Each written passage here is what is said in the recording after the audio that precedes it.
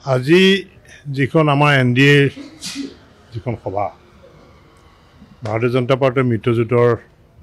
যিসকল সাংসদ তেওঁলোকৰ মুৰব্বীসকলক লৈ যি মোদীজীক তৃতীয়বাৰৰ বাবে ভাৰতবৰ্ষৰ প্ৰধানমন্ত্ৰী পদত অধিষ্ঠিত কৰিলে মাননীয় ৰাজনাথ সিং ডাঙৰীয়াই প্ৰস্তাৱ কৰিলে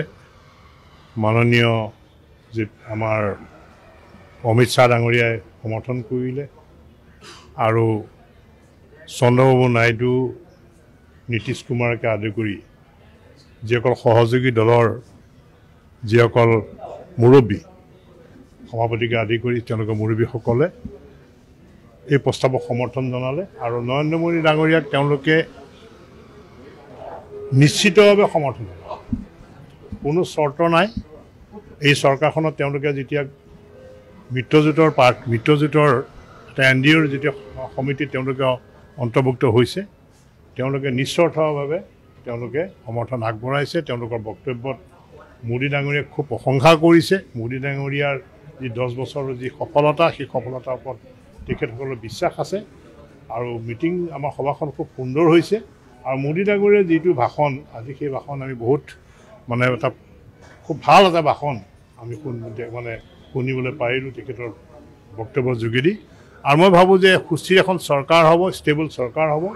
আৰু নৰেন্দ্ৰ মোদী ডাঙৰীয়াই এই 5টা বছৰত তেখেতে অনাগত দিনত ভাৰতবৰ্ষখন বিশ্বগুৰু আসনত ৰখাৰ যিটো প্ৰয়াস এই প্ৰয়াসত লৈ যাব আৰু দ্বিতীয়তে মোদী ডাঙৰীয়াই কৈছে যে এইটো আমাৰ যিটো NDAৰ মিত্ৰজোঁট এইটো অটল বিহাৰী বাজপেয়ীৰ দিনৰ পৰা এই মিত্ৰজোঁট চলি আছে আৰু এই মিত্ৰজোঁট 5টা বছৰৰ কাৰণে নহয় আগন্তুক দিনতো ইয়াৰ পৰৱৰ্তী পৰ্যায়তো এই মিত্ৰজোঁটৰ চৰকাৰ নিশ্চয় ভাৰতবৰ্ষত হ'ব আজি যিখন আমাৰ NDAৰ যিখন সভা ভাৰতীয় জনতা পাৰ্টিৰ মিত্ৰজোঁটৰ যিসকল সাংসদ তেওঁলোকৰ মুৰব্বীসকলক লৈ যি মোদীজীক তৃতীয়বাৰৰ বাবে ভাৰতবৰ্ষৰ প্ৰধানমন্ত্ৰী পদত অধিষ্ঠিত কৰিলে মাননীয় ৰাজনাথ সিং ডাঙৰীয়াই প্ৰস্তাৱ কৰিলে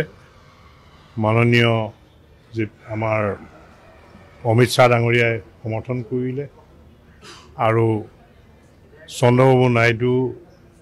নীতিশ কুমাৰকে আদি কৰি যিসকল সহযোগী দলৰ যিসকল মুৰব্বী